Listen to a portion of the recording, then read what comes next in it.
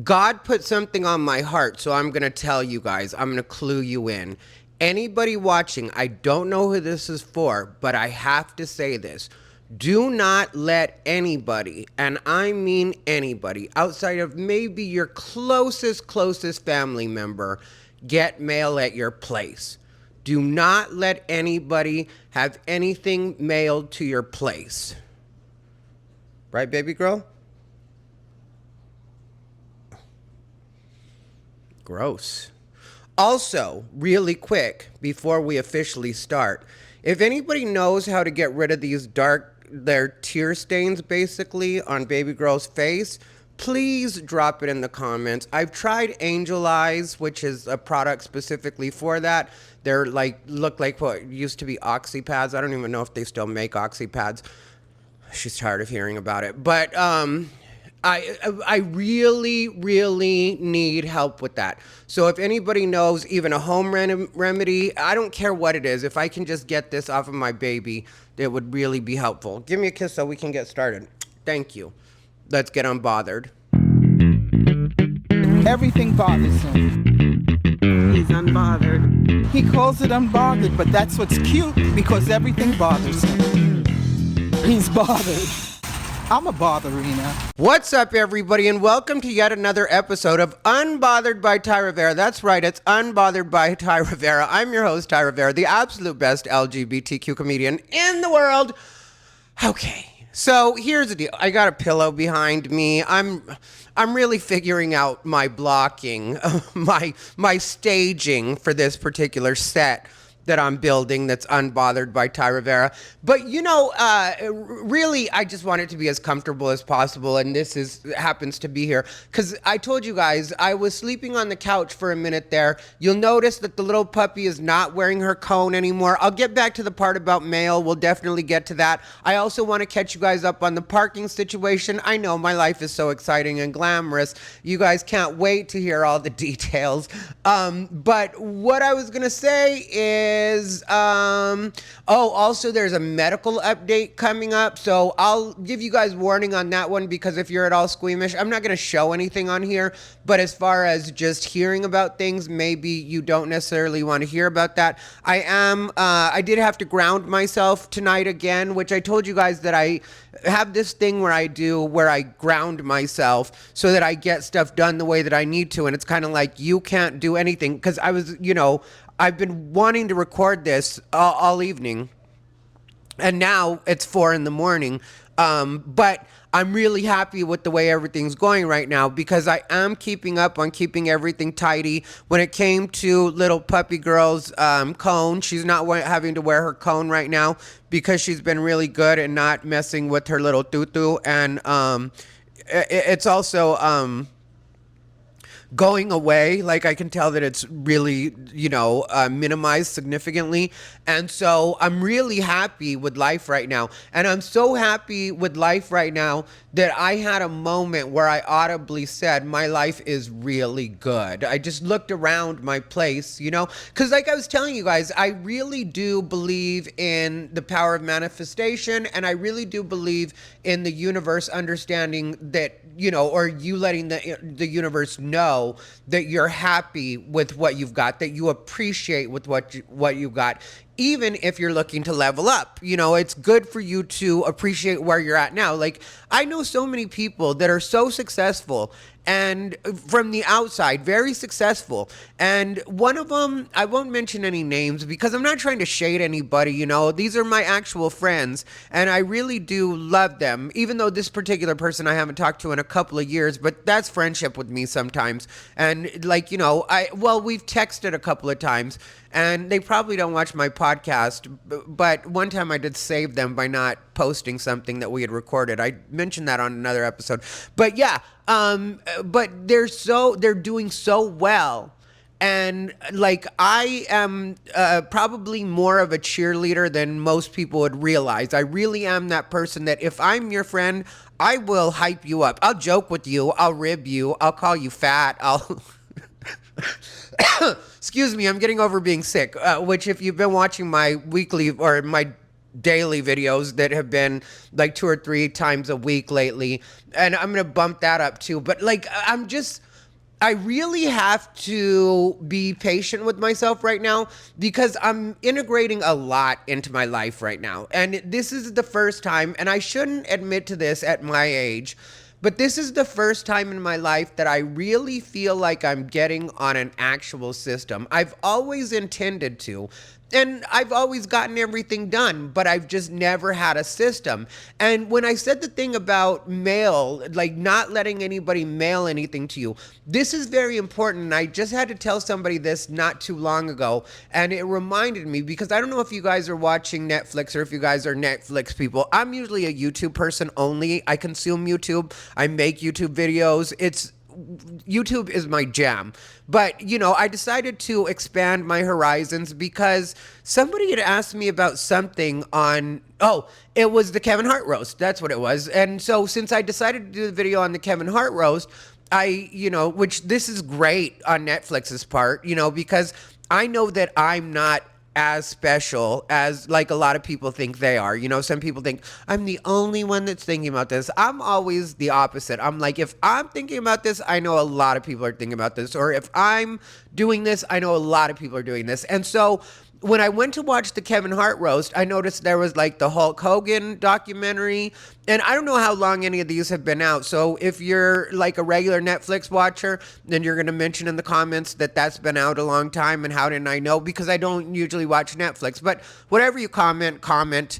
Also, if you decide to super thanks me at any point, that's nice. If when we're doing the chat on Sundays at 6 p.m., if you guys don't know, 6 p.m. Mountain Standard Time, we do, I'm in the live chat. And so what you'll be watching is this pre-recorded that I'm doing right now, but I'm actually in the live chat. And if you know my personality, you will have no questions that is me in the live chat. I'm just typing and, but let me get back to what I was trying to say. The thing with mail, I'm trying to think about who it was that I had to tell the other day to not let anybody get mail at their place. And I felt like somebody was trying to scam me around Christmas time with this type of thing. Because what happened was this package just mysteriously came to my place with a name on it that I didn't recognize. And, I just moved into this apartment. So it wasn't too out of the ordinary, but the way they handled it on Ring, which I'm not going to go into all the details because it's not really that interesting of a story. But the point was, I agreed, through Ring, Ring messaging, or the message board kind of on Ring, I was able to find the person supposedly, and I went ahead and, made arrangements to drop it off at their house. They were, we went direct message and they were comfortable giving me their address. And what do I care where you live? I don't want some of the shit that I have, to tell you the truth. So nobody ever has to worry about me trying to steal from them. Nobody ever has to worry about a scam from me because I've got enough to worry about with what's legitimately mine. I don't need to take on anybody else's headaches. My life and my identity is enough on its own. But it's true. But one of the main reasons I tell you guys this is because a lot of people don't know that there's 2 things that people can do if they have a piece of mail with your address and their name on it. Is in some states, that establishes residency. So if they want to say that they're roommates with you and basically claim squatters' rights, or just make it so you have to legally evict them from leaving your place, that's one thing they can do in certain states. Nevada, Las Vegas, the city of Las Vegas specifically, I can tell you that that's the way it works there. Also, the other thing that they can do in a lot of places is that they can use that piece of mail, of course, with their ID, to get a locksmith to unlock your door.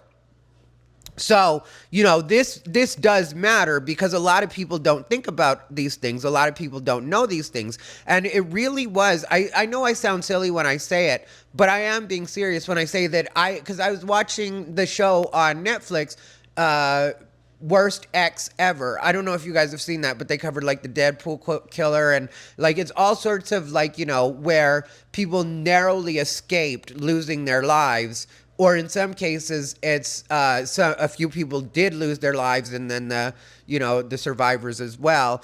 But yeah, and they had been in relationships with these people.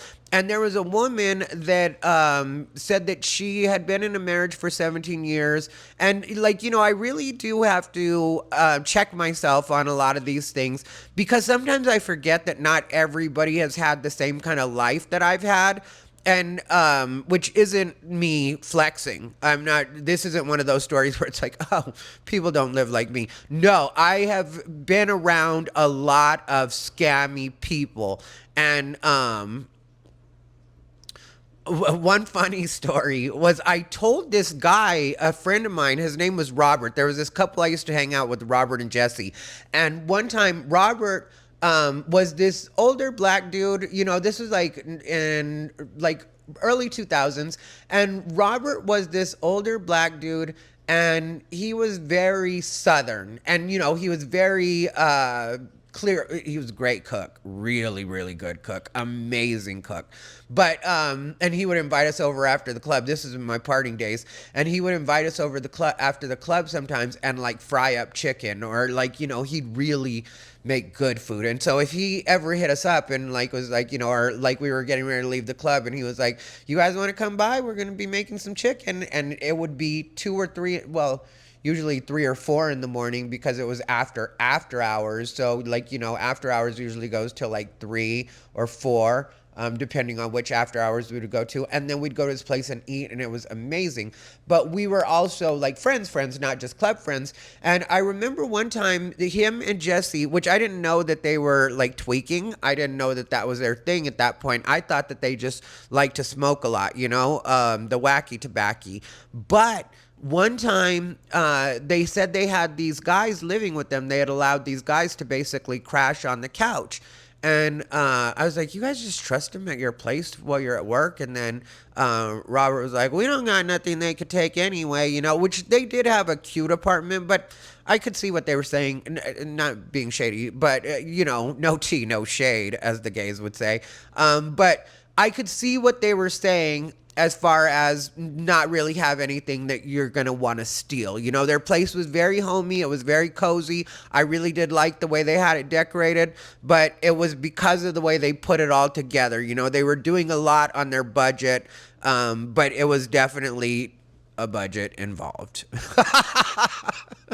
I swear. Hantavirus, you understand. But I swear that this, it's not me being shady. This is just the way I talk all the time. That's why like my friends are very similar to me. They have to be, where we shade each other all the time. But it's just like all in fun and being gay. Which I know there's people that aren't gay that are fun like this too. I have girlfriends that are like this too. But it definitely is one of the things I like about my particular group of friends, which we went and had dinner the other day. My best friends are Derek Quisha and Thomasina. Thomasina had flew in for Mother's Day last week. And so, but anyway, let me not get, I digress.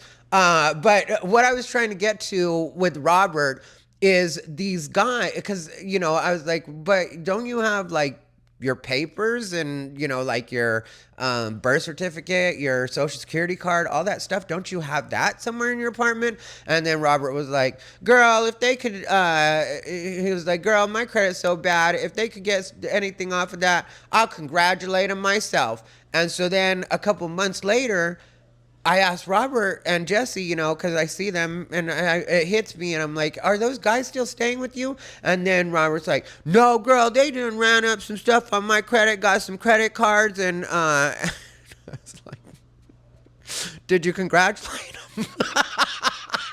He was so mad at me. It wasn't even like, I had such fun with that line and really lost it even better than I did now. It's just such a shady way to be. I was like, did you congratulate him? And he was so mad, though. Not really at me, because that's one of the problems I have, It's like, I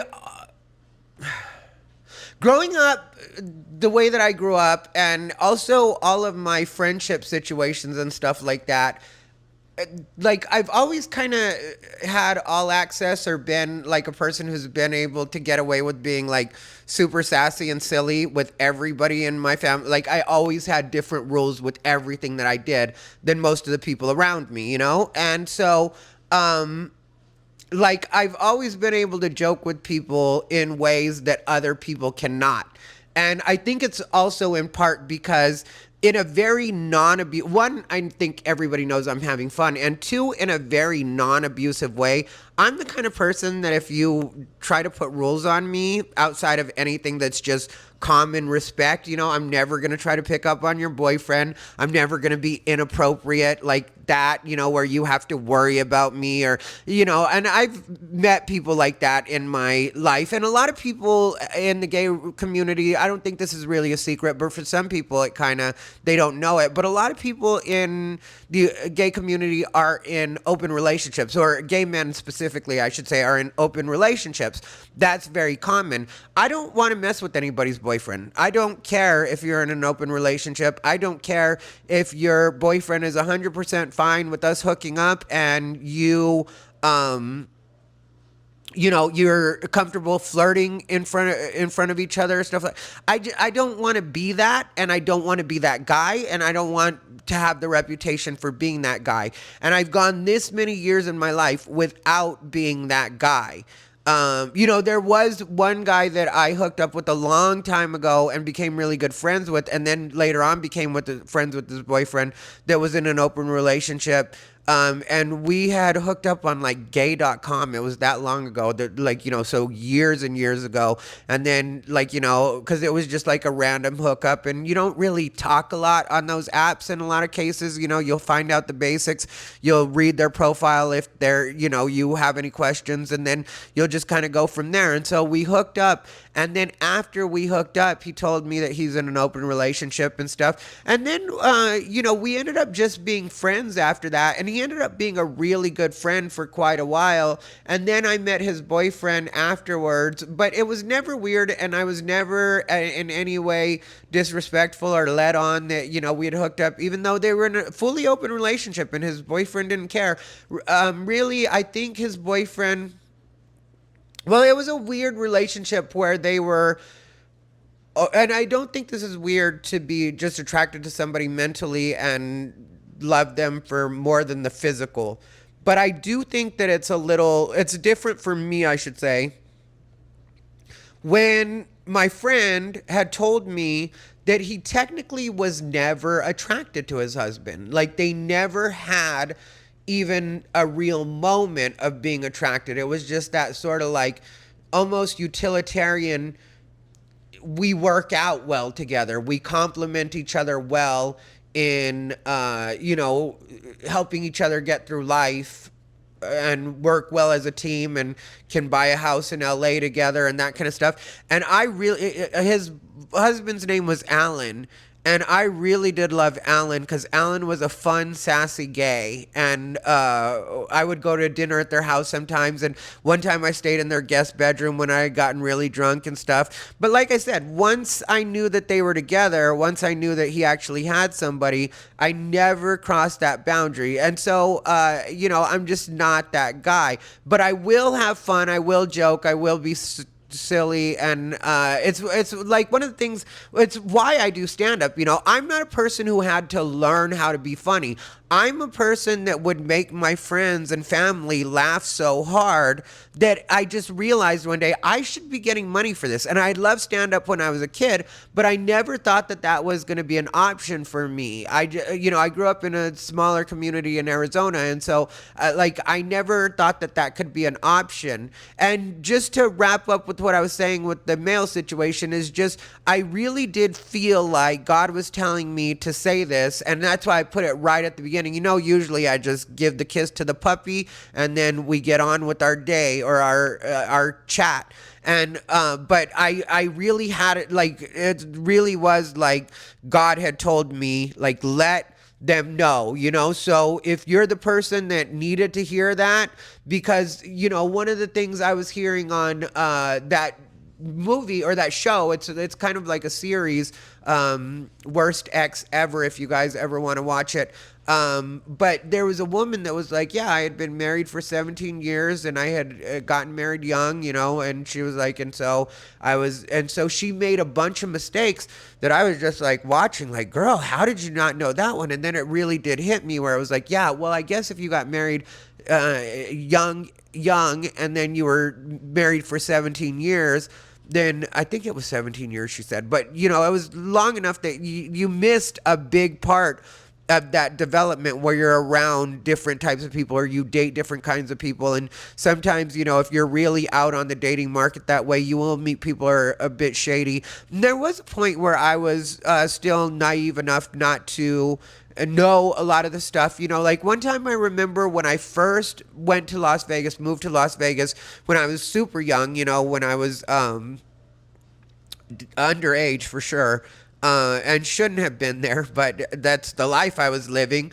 There was this guy I met, and I wasn't interested in him at all. Technically, he was not my type at all. And I can't even remember his name now, but I gave him a ride home from the club because I've always been like that.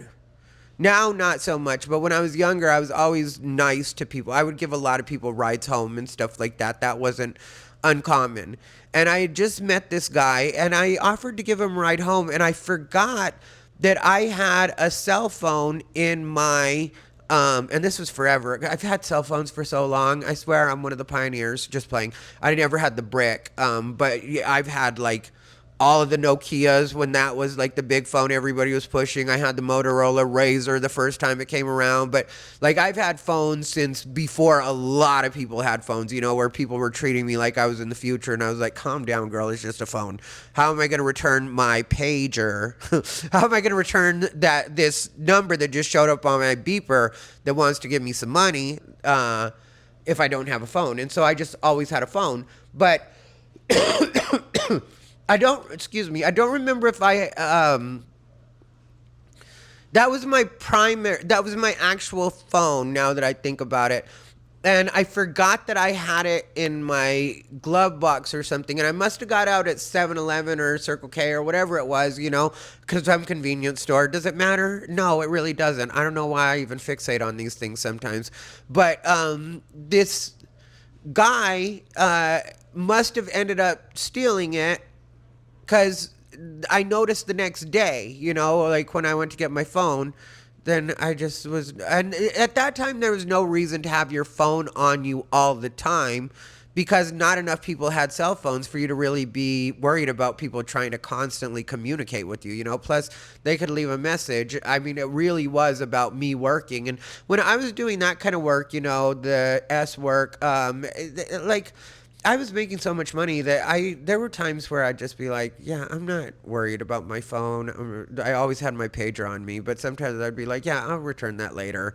Like I'm doing stuff right now. And which is a lot of where I enjoy that I'm getting back to now, because there was a long time with doing stand-up where they're not looking for you, they're looking for a comic. Now if people are calling me or hitting me up to do a show, they're hitting me up to do a show. They're not just looking for any comic, they're not looking to fill a $20 spot or a $30 spot, which was a lot of what it was when I was first starting out, if you're even lucky enough to work, which I fortunately was, because there were a lot of people that were only doing open mics. There's people that I started with, and I'm not even joking, that I started with over 20 years ago that are still only doing open mics. And it's not that tough. They're just not funny. And that's not me being mean. And that's why, if you noticed, I was a little short about that kind of stuff this week on Instagram and Facebook, and really calling out these people, because I feel like a lot of those people are really ruining stand-up, because it would be fine if they were just doing it like as a hobby or for fun or something like that, the open mics and stuff. The thing that bothers me is these people get in like these group chats or comedy boards on Facebook and stuff like that. and they have access to some comedians and also comedy bookers and stuff like that because they're at these clubs doing open mics, and say like a booker becomes friends with them, and then they start pulling this stuff where they're trying to get people canceled, and it's like you're actually supposed to be in the comedy industry and you're trying to get people canceled, or you're trying to be worried about like what Tony Hinchcliffe is saying. Like, I'll tell you guys about me. I mentioned in the video, the Kevin Hart video, if you guys saw it. If not, check it out. It's on my main channel. But I did mention, I'll mention things about Tony Hinchcliffe and these people, but it's because I know them and I know comedy. And also, if anybody ever wants to get a hold of me, and I've always been very clear about this, if I ever talk about anybody on any form of social media and they want to get a hold of me to address what it is I said, they can. You know, Tony Hinchcliffe has my phone number. I'm not going to not answer if he calls me to say, hey, you know, Russell Peters one time called me about something I said on a video, and we had a really good chat. I told you guys about the time Tiffany Haddish hit me up because of some stuff I said on a video, but I've never had, that's the other thing, you know, like I said, everybody's just cool with me because I've never, even though I've said things that I guess could be somewhat inflammatory, but everybody knows that I'm just honest about things too, and I'll give what my honest assessment is of certain things.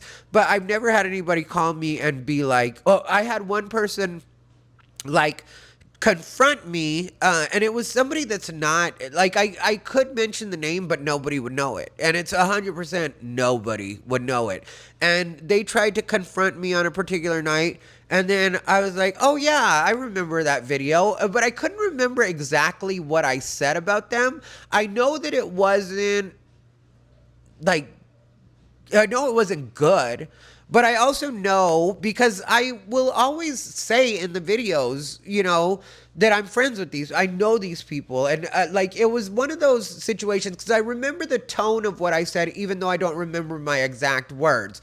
And so if you want to refresh me about what I said and then address exactly what I said, that's something I'm open to. But if you want to pull the, oh, you know what you said, obviously he was black, and like that kind of thing, and it's like, no, I really don't remember what I said. I remember that basically what I was saying is you could do better, is that I expected you to do better in that situation, because it was a video where they were doing this roast and they had just really bombed. And I also didn't understand why they were aligning themselves with this particular person that was putting on this roast. It was the guy Def Noodles, if you guys know who that is. That's who the big comic was, or not big comic, but big personality was in that situation. And it was when Def Noodles, who had a really great YouTube career for a minute there and was getting millions of views and hundreds of thousands on, you know, each video, and like, it wasn't uncommon for him to get 1 million views.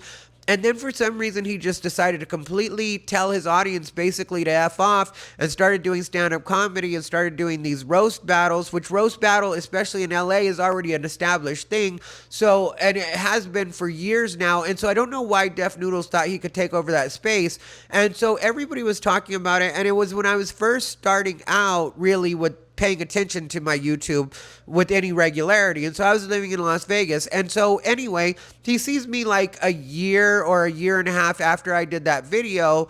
And I tell you guys all the time, I have a terrible memory, which I'm going to stop saying that, because I'm going to actively work on making my memory better, because I don't hang out with shady people anymore where I need to forget things, you know, like I can actually, so I think I'm going to work on making my memory better. So I'm going to stop saying that I have a terrible memory, but up until now, I've had a terrible memory, and it's legit terrible. And so, so I couldn't remember exactly what I said, you know, and he was mad about it. And so, like, I humored it for a second and was like, yeah, well, you know, if you want to talk about it, whatever. And he was just like, just let me say it, and trying to act like he was threatening me. And I was like, look, I don't really care, and I'm not afraid of you. Like, I don't even know what you're trying to do right now. Like, if you want to talk to me, talk to me. But like I said in the video, I consider you to be a friend. So I, like, anything I said about you, I would say to you, but I just don't happen to remember exactly what I said. So if you want to tell me what it is I said and you want me to explain why I said that, I'm fine to do that. And then he just continued to try to be threatening with me. And we were at the creek, and at that time I was working the creek all the time, and I was friends with all the security, and everybody loved me there too. And so I was just like, either say what you want to say and get off your chest. And like I said, I'll address what it is you want me to address, or leave me alone. But if you're expecting an apology, because there was a point where he started trying to press me for an apology, I was like, if you're expecting an apology, it's not going to happen. And so he tried to go on, and I was like, okay, two choices. Now you can either just leave it alone, or I'm going to get you kicked out of the club. And then he was like, oh, you think you own this club? And I just looked at him and I just, this is the way I communicate with people. I just looked at him and I didn't say anything else and went,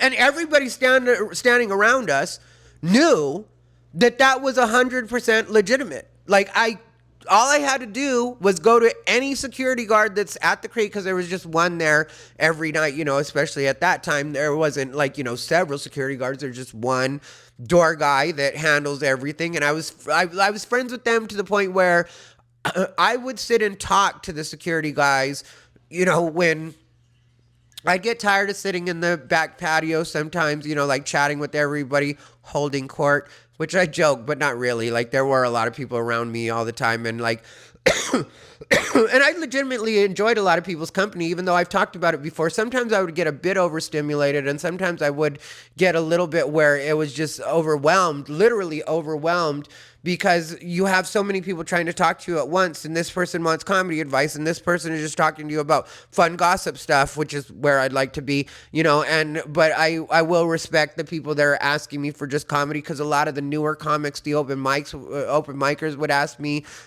for, advice, and, even sometimes people would ask me to watch their sets if I had time, and if I had time, I would, or if I was in the room or able to, but anyway, my point is, it was the kind of thing where it's and so I finally just told him right after I gave him the, and he got it, where it's you can either shut up or you can leave and not be in this club anymore. Those are your choices. That's what it is. I'm not going to fight anybody on the patio. I'm not here for that. I know I didn't say anything to that degree anyway. If you got in your feelings, that's on you. That's nothing to do with me.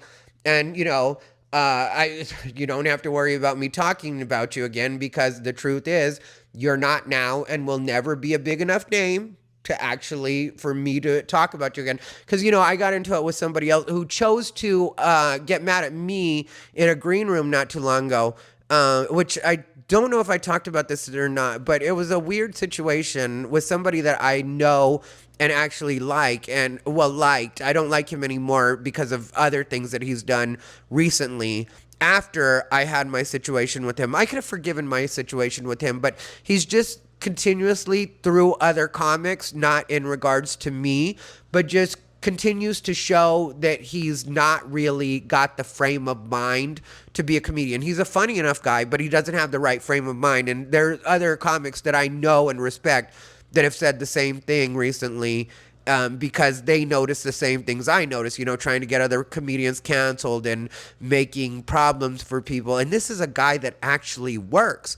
And, so he got mad at me, and he was like, oh, I know you're going to go make a video about me. And I was like, you're not big enough for me to make a video about you. And it completely stopped him in his tracks, because it's 100% true. If you've seen the people that I talk about when I talk about comedy on my videos, this guy isn't that level at all. Because there was a time back in the day, probably 2017, maybe 2018 even. Let me see. What year was that? When I would talk about people that were local, when I was in Vegas. So that was 2019, 2020. Yeah. Then, back then. But now, 5 years later, I talk about either world events or, news type stuff, or stuff that's hot on social media or LGBTQ. But if you notice, when I talk about stand-up, it'll usually be something like Joe Rogan did something, or Tony Hinchcliffe, or something like that, but it's rare that I talk about stand up on there, even though I think I'm going to make a video about a second video about the Tony Hinchcliffe thing. Like the other day, I did the Kevin Hart one, Excuse me. But it's like these people like have these ideas of themselves like it's like they're newsworthy, and it's like, no, you were an argument in a green room because you couldn't control your temper when I wasn't even talking to you, about you, or at you. We just happened to be in the same green room, and you lost your mind because I mentioned that I was getting ready to go do a right-wing comedy festival, or a right-wing it wasn't, what was that technically? It wasn't a festival. It was like a convention. It was kind of like a right-wing convention. And Epoch Times was there, and like a bunch of other, like, some right-wing influencers and people in the news space and stuff like that. It's a respectable thing, and they paid me well or whatever. It was around this time last year, and it was in Palm Springs. And I just, Palm Springs is like maybe 4 hours, 3.5 hours from Phoenix, and they got me a hotel room and stuff like that. But I just, and they paid me well, and they gave me money to travel on top of it, on top of just my regular pay. But I went ahead, and instead of having them book my travel for me, I just had them give me a buyout, which is when you just tell them, like, give me X amount of dollars instead of the what's it called. I took the hotel room just in case.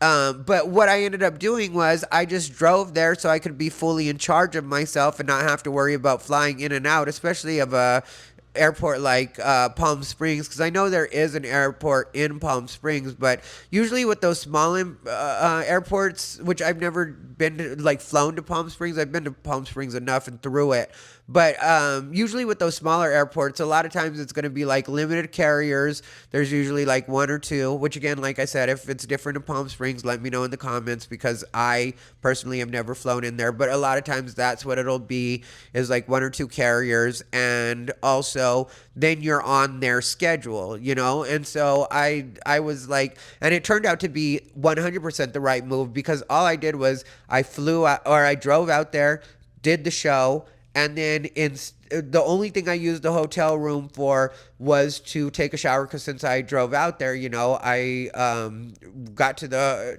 hotel, I took a shower really quick, did my hair, all that stuff, got dressed, and then I went ahead and after the show was over,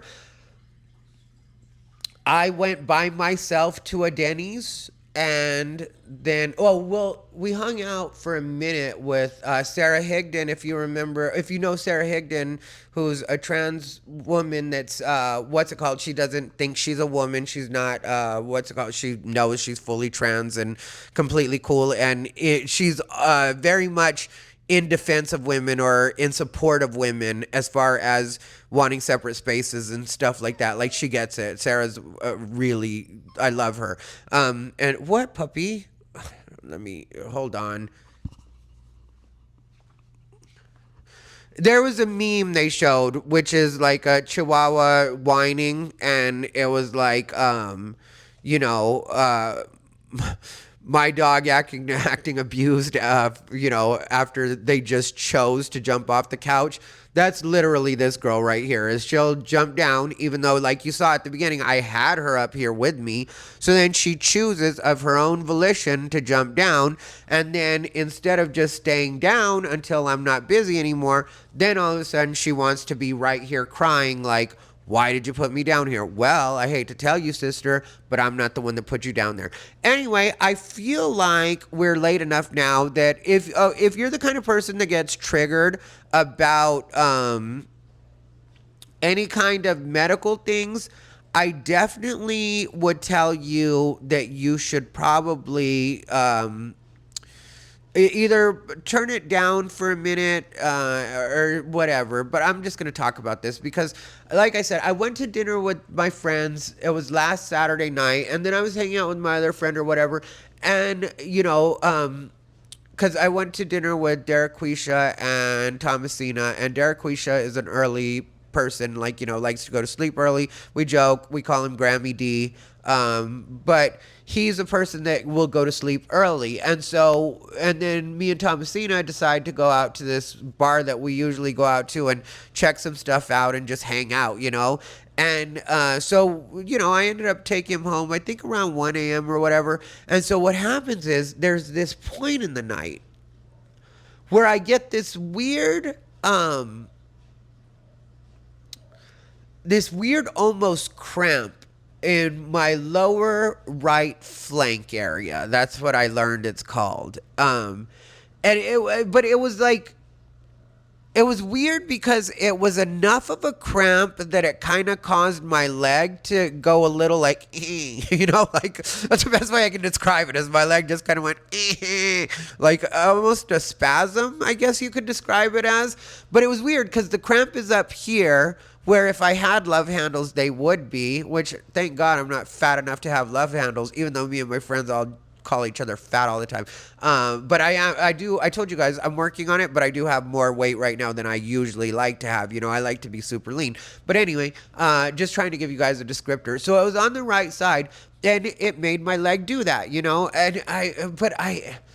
and it froze me up for a second. It really was like, it did freeze me up for a second. It was a cramp that was like, not super painful, but definitely intense, and I hadn't experienced that feeling before. And so in my head, it was kind of like that was weird. And so a few minutes later, literally a few minutes later, I had to pee. And this is part where, navigate yourself, because I'm just going to tell you guys what happened. So I went to the bathroom to pee. And when I went to the bathroom to pee, I literally peed actual Kool-Aid red blood. And it was a lot. It was the whole time I peed. And I really had to pee at that moment. And to the point where, because, you're not looking down right away when you pee a lot of times. You make sure your aim's on point as far as, like, I know where I need to be. I know what I need to do. I've been peeing my whole life at this point. So I wasn't worried about, missing or anything. It's what it is.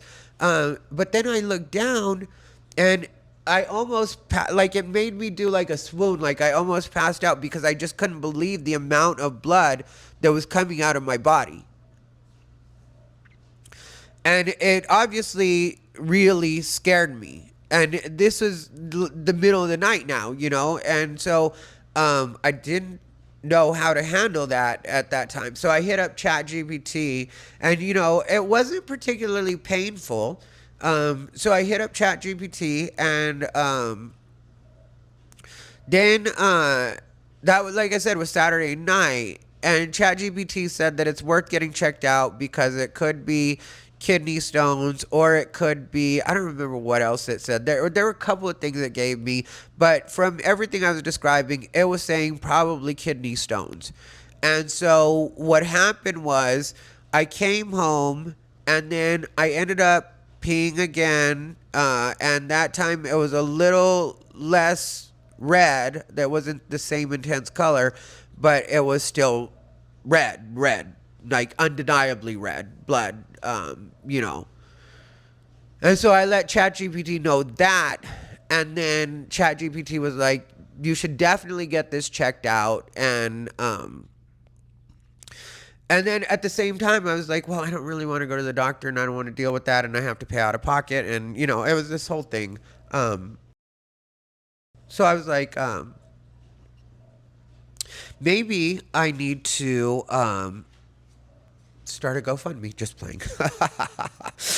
No, but it was one of those situations where I was like, yeah, I don't want to go deal with this. I don't even want to take the time out to deal with it. So hopefully it just passes, and then it's nothing I have to worry about. Even though ChatGPT was saying that I should err on the side of caution and just get it checked out, as soon as possible. And so the next day I wake up, and I wake up to pee, and it's fine. No blood, or not visible blood, or, nothing noteworthy. So I end up because I was super hungry when I woke up, and but I wanted to go back to sleep. I was tired like that, and so I just made myself a piece of bread and butter, just a piece of bread with butter, and then I ate that, and I tried to go back to sleep, and then all of a sudden that pain was back in my side again, and it was even more intense. And I was like, maybe it'll just pass the pain like it did last night. Because since I didn't pee blood, like maybe that's not really the issue, and it's not really anything to worry about. It's just a weird cramp. But it got worse, worster and worster, chow. It did get worse though, and worse. And it finally got to a point where it was like, yeah, I'm going to have to go. So I made an appointment with urgent care. And keep in mind, this is Mother's Day, which I didn't mention it to you guys in the chat, even though I did mention something in the chat about just like the day that I had that I almost didn't make it to the chat because there was like an actual situation, because I didn't know, because ChatGPT said that, if it's a big enough kidney stone, that you could need to go to surgery, like sometimes they pass, and sometimes they're super painful, really bad. It can get really bad. It just depends on the stone and stuff like that. So I made an appointment to go to urgent care, and on the way to urgent care, I was,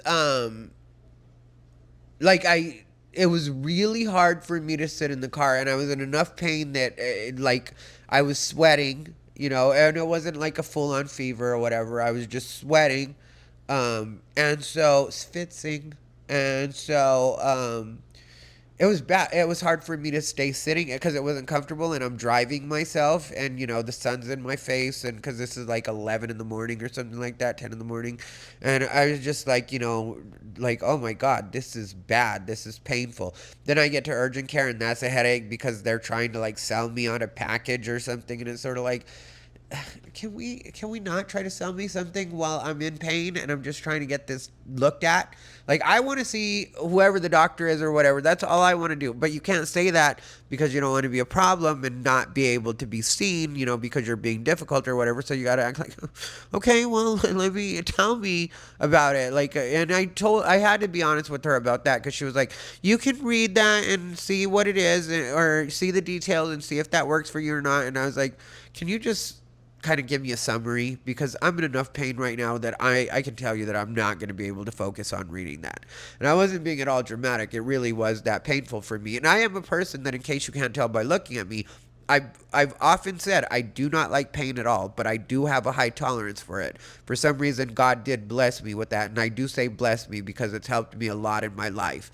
But just like the piercings and stuff, all that stuff, when people ask me how much things hurt, unless you ask me about my hands, which that I'll tell you, like, the hands can be very, very painful.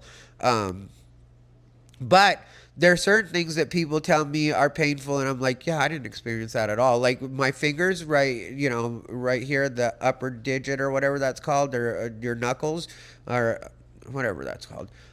These didn't particularly hurt, but anyway, so, yeah, and so I was going through it, and then so the doctor finally calls me back, or they call me back to see the doctor, and if it's a doctor, I don't know what she was, but she gave me a cup right before I saw the doctor. They gave me a cup and had me pee in it, and so I did that, and the doctor said there was definitely blood. But long story short, she thought it was kidney stones as well, and she wanted me to go to urologist and get a CT scan, I think was what she said. And I was just like, look, in my head, I'm like, I know what all that costs. I'm going to wait for the. And so she told me also like ibuprofen and Tylenol. I believe it was Tylenol. She said like up to 1,000 milligrams. Just go ahead and do that for now, like to deal with the pain, and then, make the appointment for the urologist and whatever else. And I asked her, and she said, but she said there's really nothing they can do unless it's big enough that they need to operate on it anyway. So I was just sort of like, yeah, then I'm just going to see if this passes, because the way you know if it's too big is if you at some point can't pee, or you start getting a fever and start vomiting, that kind of stuff. So that's when you know, like, oh, this is something that's serious or whatever. And from what ChatGPT said, because it said that you start to get the pain gets more intense as it's passing. I think what happened was that it was passing as because I saw this weird flake when I peed, because I stopped by my parents' house afterwards because I'd called them, like, if anything happens to me. If anything happens to me, take care of the dog. Like that kind of conversation, because I'm in a lot of pain right now and I don't know what's happening. And it might be kidney stones. It might be something else. I'm going to go to urgent care. My dad was like, do you need a ride or anything like that? And I was like, no, just, I'll let you know if it's anything I need you to be there for or whatever. But just for now, just stand by. And so I stopped by their place so they could actually see me afterwards, which I was, the worst part about it was it turned out to be $291 just for that one visit. And then it was, she did nothing. She gave me nothing other than referrals. And she didn't even give me ibuprofen. I have really strong ibuprofen here at home, though, so I knew that. As soon as she said that, I was like, in my head, like, I got that covered. And Tylenol, which Walmart, whatever, And so when I got to my dad's place, he gave me Tylenol because I told him about that. And I was like, yeah. But the worst part is I was already feeling better, like, pretty much as soon as I left. So I feel like it was passing, and then when I got to my parents' house and peed, I saw this weird, like, flake type thing, and I think that was what the stone was, and it was super small, but I didn't, like, try to touch it or go in the toilet or even, like, it just disappeared right away. And so, which I know I'm telling you guys a lot about me peeing right now, but this is what happens when you reach a certain age. You have to talk about things because they're just what they are, like that's one thing. And I try to not be graphic or gross, but by nature, some people will be a little weird with it or whatever. But yeah, and so I think that was it passing. So it basically was a waste of time and money and me having to drive. And if I had just known, I just would have wrote it out, but ChatGPT was over there making me panicky, I think, because ChatGPT didn't want to be liable or something. But yeah, it was a rough one as far as that went. And but like, I'm thankful, even though, like, like I said, annoying or whatever. Wood coffee table, knocking on wood. Sorry, puppy, didn't mean to upset you. She's not having it because she thinks somebody's knocking. And she's like, who disturbs my slumber? But yeah,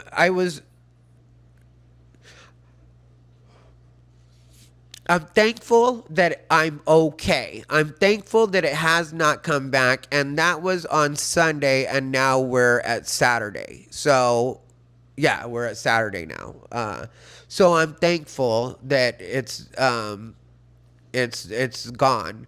But then immediately after, which I don't know if it was like a reaction to the pain or just my my immune system being a bit down or whatever, which, like, I get blood work done regularly, so I know there's really nothing like too important going on, like that I do know, unless it was something that just came on. But even the doctor, like I said that she thought it was kidney stones as well. Like, she was like, it could be a stone, and so that's likely. She was like, that's what I'm thinking. And it felt like ChatGPT already told me that. Like, what am I doing here? Like, is it my kink to make this woman look at my pee? And I hadn't realized this is my kink, so I'm willing to pay any dollar amount. Because I swear, this was less than 15 minutes. It was a short, like, being in the waiting room was a little while, not too long, no. And they had the nerve to send me one of those texts, like, tell us how you felt about your experience. But I didn't want to be like, I felt cheated. Because, they let you know ahead of time, like, that's what it cost or whatever. So you either choose to pay it. And if there's nothing they can do, there's nothing they can do. And it's really not them cheating you. It's what it is. I guess you pay that for the peace of mind or whatever. So, but then immediately after, I got this weird cold, like the following day, maybe. No, actually, it was Tuesday was when the cold, like, started to hit. And it was just this weird, like, kind of started off as just a sore throat and then moved on to full on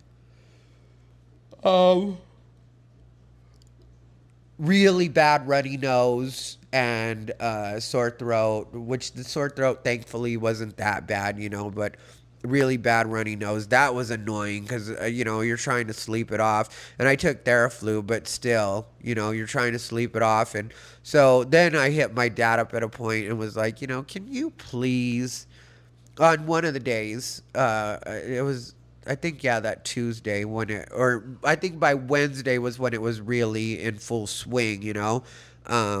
And so I hit my dad up on Wednesday and was like, can you please bring me some soup?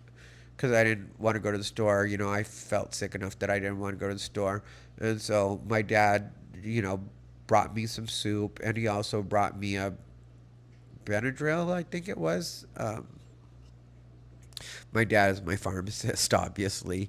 He's my dealer. But, yeah, so he brought me, that. And then I was watching some stuff and I recorded a video. That was when I recorded the Kevin Hart video. And then I recorded a video the next day.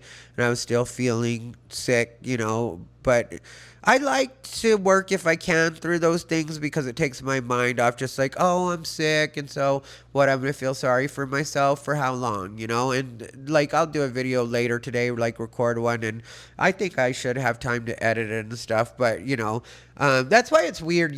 Sometimes people get mad at me on social media and they imply, like, I guess because of my piercings or some of the stuff that I say, some of the opinions that they don't like, that, I must, like, I just had somebody say it the other day in the comments where they were like, you sound like you must have a terrible relationship with your parents. Somebody must have really hurt you. And I'm like, sister, this is what happens when people love you too much. That's how you turn out this obnoxious. Because if you notice, I'm not depressed, I'm not bitter. I'm just obnoxious. And I know that. Like, it's something I'm in on the joke. That's why I act the way I do. That's why, if you notice, everything is me being an obnoxious guy. And you don't have to try to make me feel better about it because it's one of the personality traits that I really like about myself. Like, I have fun with how stupid I am. Like, when I watch with you guys, on when we're chatting in the premiere, I have fun watching I think I'm entertaining. I mean, oh, Forrest, I'm dying. But I have fun with it. I'm not. It's not something I want to fix about myself or I want to work on or I see as like a bad. I think that's, like I said, also a part of why people like me is because I'm obnoxious. I'm just a silly person. And so, and that does come from being humored my whole life. Like my parents loved me so much and my sisters loved me so much and my friends from school loved me so much. Like when I was younger, because, there was a point when I was young, when I got bullied and stuff like that because I didn't act like the other boys. That was when I was super little, and then I learned to behave like the rest of the boys, even though I didn't feel like the rest of the boys inside. But I learned how to put on a, what's it called? But people liked me a lot. And the friends that I had during those times, because it wasn't just like no friends, technically I had enough friends. But it was just like there were some people that would bully me because I didn't act like the other boys. And, and I wasn't athletic. I didn't do like baseball or, little league, any of that stuff. I just wasn't like that, and so, there was that part, but like after I got the hang of what I needed to do to be where I needed to be, not only did I have friends and was I popular, like I was, what's it called? Like people always wanted me around. Like I hung out with these people at different points. Like there was this one group I hung out with. This was when I was a little older, like 15 or something like that.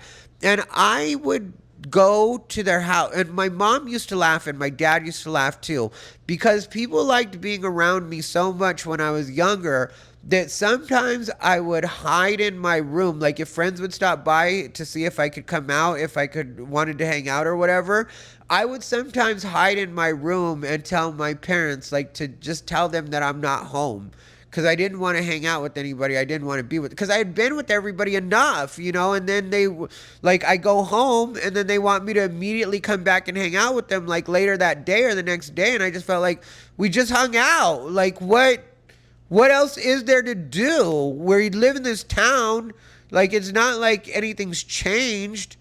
It's like it was just 2 hours ago that I left. And then I hung out with this other group that, like, lived across town when I first got here to Phoenix when I was young. And they would come get me at my parents' place, which is way other side of town from where they were. And which Phoenix is pretty huge, so other side of town means other side of town. I'd hang out with them for a couple of days, literally, because they had taken me to their place, and I'm at their will because they would bring me in their car and stuff like that. That's a point when I don't know if I had a car, or because I pretty much always had a car, so maybe I didn't have gas because I was a kid, and I was like not. Like there were points when I wasn't working when I was a kid, and so, but yeah, anyway, so then like I eventually leave, whether it was like have my parents pick me up or take the bus or whatever I decided to do, because I was pretty resourceful even when I was young like that. And then like a day later, they'd want to come back and pick me up again. And I'd just be like, you people. And so, like, yeah, so when people say that kind of stuff, it's like, yeah, that's the least of my work. Like, I could be out right now, technically, but I don't like, where's for me to be? I'm hanging out with my dog now. And so, stay unbothered.